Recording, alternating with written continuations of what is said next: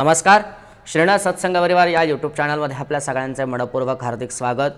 अत्यंत त्या ठिकाणी मार्गशीर्ष महिना संपलेला आहे आणि पौष महिन्याला त्या ठिकाणी प्रारंभ झालेला आहे आणि दरवर्षीप्रमाणे पौष महिन्यामध्ये येणारा जो महत्त्वपूर्ण सण आहे तो म्हणजे महिलांचा, विशेष करून तो म्हणजे मकर संक्रांतीचा सण. हा मकर संक्रांतीचा सण येत्या 15 जानेवारी 2024 रोजी सोमवारी त्या ठिकाणी तो आहे आणि त्याचा जो पुण्यकाल त्या ठिकाणी आहे त्याचा आज आपण संक्रांतीचा विचार त्या ठिकाणी करणार आहोत. तर अजूनपर्यंत आपण चॅनलला सबस्क्राईब केलं नसेल तर नक्की सबस्क्राईब करा आणि धर्मशास्त्राच्या विषयी आम्ही नित्य नूतन नवीन माहिती त्या ठिकाणी नेहमीच घेऊन येत असतो. कारण आता तसा जर विचार जर केला तर जुन्या काळात जर विचार जर केला तर जुन्या काळामध्ये संक्रांत हा प्रत्येक घरोघरी जाऊन किंवा अनेक महिलांचा ग्रुप तयार होऊन त्या ठिकाणी संक्रांत श्रवण करत असे. पण आताचं तंत्रज्ञानाचं युग त्या ठिकाणी आहे म्हणून यूट्यूबच्या माध्यमातून संक्रांतीचं जे पुण्यफल आहे, संक्रांत कशावर आहे याचा विचार आज आपण त्या ठिकाणी करणार आहोत. तर सर्वप्रथम 15 जानेवारी 2024 वार सोमवार रोजी मकर संक्रांती त्या ठिकाणी होते. मकर संक्रांती म्हणजे सूर्यनारायणाचं मकर राशीमध्ये त्या ठिकाणी प्रवेश, तेव्हा ते मकर संक्रमण त्या ठिकाणी होत असतं. ज्या वेळेला भगवान सूर्यनारायण मकर राशीमध्ये जात असतात त्यावेळेचा जो पुण्यकाल असतो त्या पुण्यकालालाच मकर संक्रांत असं त्या ठिकाणी म्हणतात.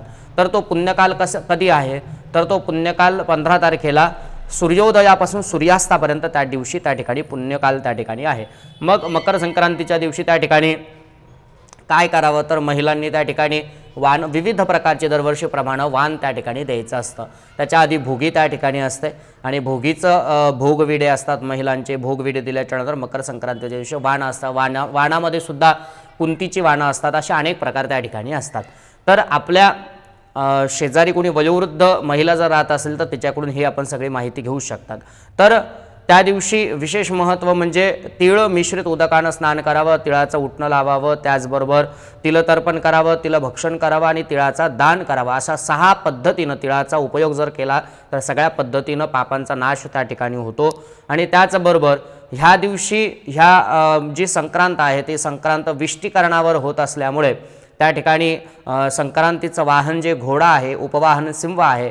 संक्रांतीनं काळे वस्त्र परिधान केलेले आहे, हातामध्ये भाला आहे, हळदीचा टिळा लावलेला आहे, वयाने वृद्ध आहे, त्याचबरोबर वासाकरता दुर्वा हातामध्ये घेतलेले आहे, चित्रान्न भक्षण करीत आहे, त्याचबरोबर ब्राह्मण जाती असून भूषणार्थ सोनं धारण केलेलं आहे, वारनाव घोरा आहे आणि नक्षत्र नाव महोदरी असून समुदाय मुहूर्त 15 आहे आणि उत्तरेकडून दक्षिणेकडे जात आहे आणि नैऋत्य दिशेला पाहत आहे. अशा पद्धतीनं त्या ठिकाणी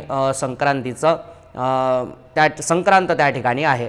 त्याचबरोबर संक्रांतीच्या पर्वकाळामध्ये दात घासणे, कठोर बोलणे, वृक्षगवत तोडणे, गाई म्हशींची धार करणे इत्यादी जे काम्यविषयक सेवन आहे ते काम्यविषयक सेवन त्या ठिकाणी त्या पुण्यकालामध्ये करू नये. पुण्यकालामध्ये त्या ठिकाणी गोड बोलावं आणि म्हणून तर आपल्याकडे तिळाचं महत्त्व त्या ठिकाणी सांगितलेलं आहे. म्हणून संक्रांतीच्या दिवशी तिळगुळ मोठ्यांचे आशीर्वाद त्या ठिकाणी घ्यावे, तिळगुळ घ्यावं, देवादिकांचं दर्शन त्या ठिकाणी करावं. अशा पद्धतीनं संक्रांत सण साजरा त्या ठिकाणी करावा. पुनश्च आपल्याला सगळ्यांना मकर संक्रांतीच्या मनपूर्वक खूप खूप हार्दिक शुभेच्छा. तिळगुळ घ्या आणि गोड गोड बोला. सगळ्यांना रामकृष्ण हरी.